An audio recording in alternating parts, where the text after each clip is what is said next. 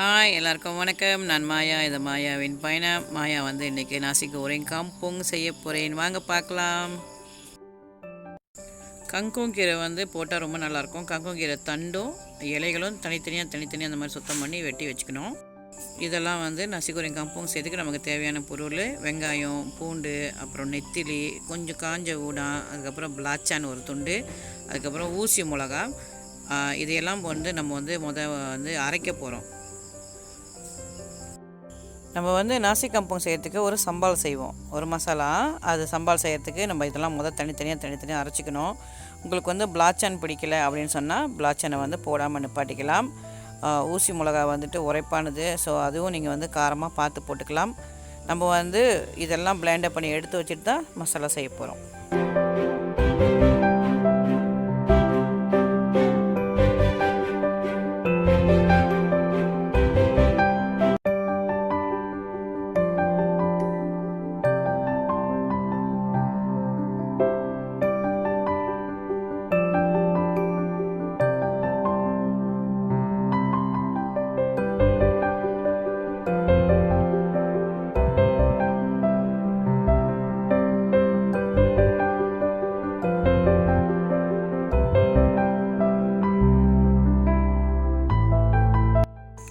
நம்மகிட்ட பச்சை மஞ்சள் இருந்தால் போடலாம், இல்லைன்னா நம்ம மஞ்சள் தூள் ஒரு ஸ்பூன் அளவுக்கு கலந்துக்கலாம். இப்போ நம்ம இது எல்லாமே தாளிக்க போகிறோம். எண்ணெய் ஊற்றி தாளிக்க போகிறோம்.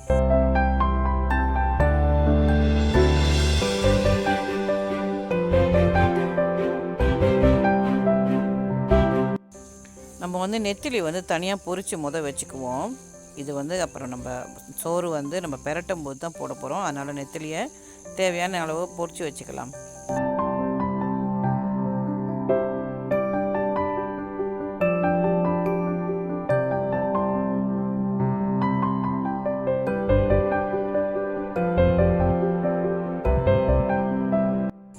நெத்திலி பொரிச்ச எண்ணெயிலேயே 2 வெங்காயம் வதக்குவோம். அதுக்கப்புறம் சின்ன பீசஸாக ஒரு பிளாச்சான் வதக்குவோம். நம்ம எடுத்து வச்சுருந்த பிளாச்சானில் முக்கால்வாசி அரைக்கும் போதே அந்த மசாலாலாம் இதெல்லாம் அரைச்சாச்சு. ஸோ நம்ம இப்போ மசாலாவை கொட்டி இந்த மசாலா நல்லா எண்ணெயில் வேகிற வரைக்கும் நல்லா வதக்கணும். இந்த எண்ணெயெல்லாம் மறுபடியும் அந்த மசாலா குடிச்சிட்டு திருப்பி அந்த மசாலா எண்ணெய் வெளியாகும். அப்போ தான் அந்த மசாலா வேந்துருச்சின்னு சொல்ல முடியும்.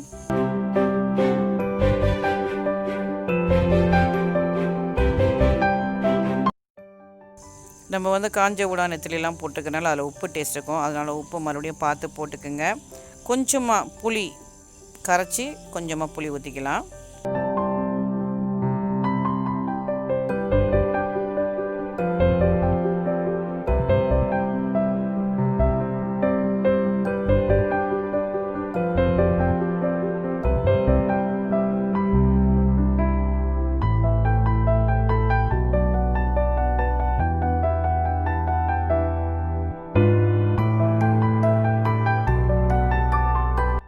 ஓகே, நமக்கு மசாலா ரெடி ஆகிடுச்சு பாருங்கள். ஸோ எண்ணெயெல்லாம் குடித்து மெதுவாக எண்ணெய் வெளியே வந்துட்டுருக்கு. நம்ம இந்த நேரத்தில் அந்த மசாலாவை, அதாவது அந்த சம்பில் எடுத்து வச்சிடலாம். அந்த உரப்பு, அந்த காரம், அந்த மிளகாயோட வாடை இது எல்லாமே போயிடுச்சு. ஸோ நல்லா சூப்பரான டேஸ்ட்டில் இருக்குது. இப்படி கூட சாப்பிட்றலாம். இருந்தாலும் நம்ம சோறில் போட்டு பெரட்டி சாப்பிடுமா. சம்பில் எடுக்கும் போதே சட்டியில் இருந்து நீங்கள் கொஞ்சம் சம்பில் அதிலே வச்சுருங்க. அந்த சம்பில் தான் நம்ம வெட்டி வச்சுருந்த கங்கோங் போட்டு பெரட்ட போகிறோம். இந்த கங்கோங்க தனியாகவும் அப்படியே வச்சு சாப்பிட்டுக்கலாம். இல்லைனா நம்ம நசி கோரிங் பெரட்டும் போது இதை எடுத்து அதில் கொஞ்சம் போட்டுக்குவோம். ஸோ கங்கோங் பெரட்டும் போது தண்டு மட்டும் பெரட்டுங்க. ஏன்னா தண்டு வேக லேட் ஆகும். அதுக்கப்புறம் அந்த கீரைகளை போட்டு பெரட்டுங்க. கொஞ்சமாக தண்ணி ஊற்றி அது அழகாக ஃபுல்லாக அந்த சட்டியில் ஒட்டாத பிரகாரம் நம்ம சுத்தமாக அதை பெரட்டி எடுத்துக்கலாம்.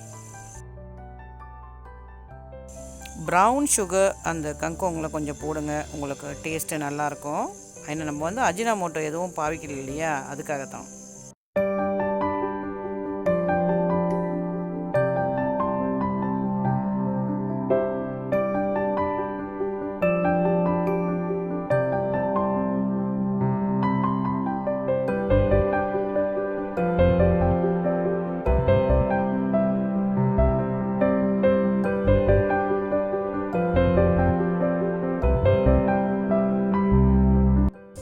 பாருங்கள், கங்கோங் வெந்துருச்சு. நம்ம எடுத்து வச்சுருவோம்.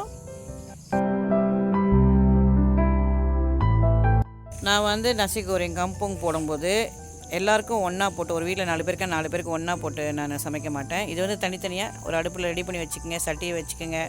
கொஞ்சமாக பூண்டு சாப் பண்ணி வச்சுக்கோங்க. ஒரு சின்ன டீஸ்பூன் அளவுக்கு பூண்டு போடுங்க. கொஞ்சோண்டு எண்ணெய் ஊற்றுங்க.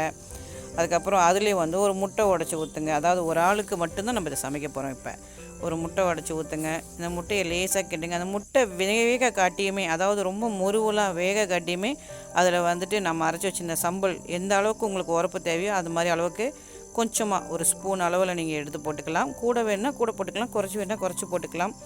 யாருக்கு எப்படியோ அதை பொறுத்து போட்டுக்கலாம். அந்த சம்பல் போட்ட பிறகு ஒரு அளவுக்கு மட்டும் சோறு, ரொம்ப சோறு எடுக்காதீங்க. ஒரு அளவுக்கு மட்டும் சோறு, அதாவது ஒரு முட்டைக்கு இவ்வளோ தான் சோறுன்னு கணக்கு இருக்குது. அதிகமான சோறில் போட்டு ஒரு முட்டை போட்டோம்னா அந்த நசி கோரிங் வந்து டேஸ்ட்டாக இல்லாமல் போயிடும். ஸோ இந்த மசாலாவிலே நீங்கள் வந்து அந்த சோறை வந்து பெரட்டலாம். இப்போ வந்து நீங்கள் உப்பு போடக்கூடாது. ஏன்னா நம்ம வந்து அந்த சம்பலில் வந்துட்டு நிறையா உப்பு இருக்குது. நான் உப்பே போட வேண்டாம். நீங்கள் வேறு எந்த கிச்சாப்பும் நீங்கள் போட வேண்டாம். ஆனால் நம்ம சமைச்சி வச்சுருந்த அந்த கங்கோங் இருக்குது இல்லையா, அந்த கங்கோங் கீரையை ஒரு ஸ்பூன் அளவை எடுத்து இதில் போட்டு பெரட்டிடலாம்.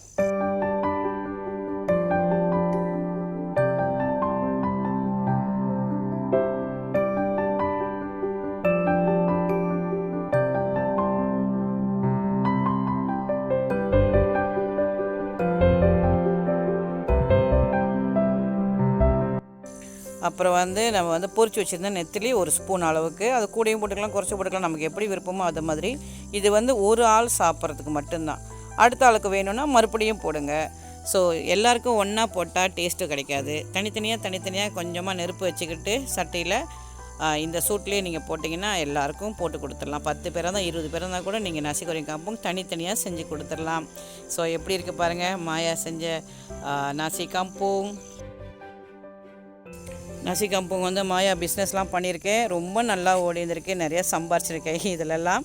ஸோ நீங்களும் வீட்டில் சமைச்சு பாருங்கள். இது மாயாவோட சொந்த ரெசிபி. நசி கம்புங் இப்படி தான் செய்யணும் அப்படின்லாம் நிறையா பேர் கோழி சொத்துங்க அப்புறம் நிறைய ஐட்டம்லாம் போடுவாங்க.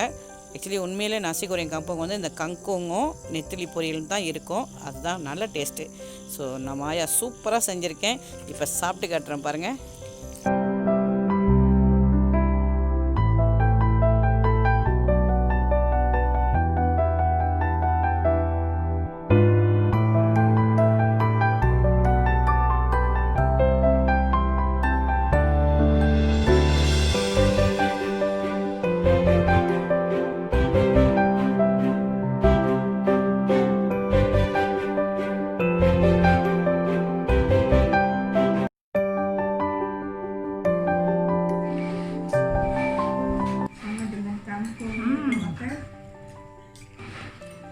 Kan pedas. Pedas tapi sedap, Kak.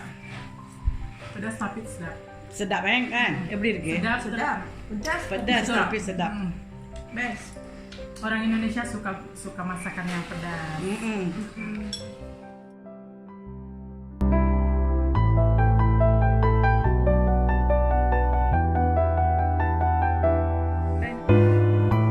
சமைச்சாச்சு.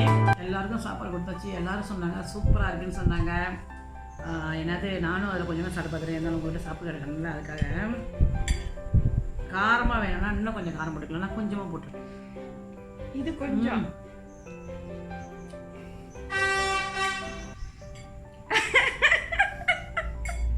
சாப்பாடு சூப்பராக இருக்குது. எல்லாமே சூப்பராக இருக்குன்னு சொன்னாங்க. இது மாயோட சொந்த ரெசிபி. நான் நசி கம்புங் இப்படி தான் செய்யணும்னு எனக்கு தெரியாது. ஆனால் இப்படி தான் செஞ்சு நான் வந்து ஜோஹோபாரில் இருக்கும்போது என்னது தீபாவளி சந்தையெல்லாம் கடையெல்லாம் போட்டிருக்கேன். நிறைய பேர் விரும்பி சாப்பிட்ருக்காங்க. இப்போ கூட எனக்கு யாராவது கால் பண்ணாங்கன்னா சாப்பிட்டவங்க என்ன மாயா எப்போ வரட்டும் அப்படின்லாம் கேட்டிருக்காங்க சாப்பிட்றதுக்காக. எனிவே இந்த வீடியோ இந்த சமையல் செஞ்சு பாருங்கள். உங்களுக்கு பிடிச்சிருந்துச்சுன்னா ஷேர் பண்ணிக்கோங்க. ஓகே, மீண்டும் அடுத்த ஒரு நல்ல வீடியோவில் சந்திப்போம். இந்த வாழ்க்கை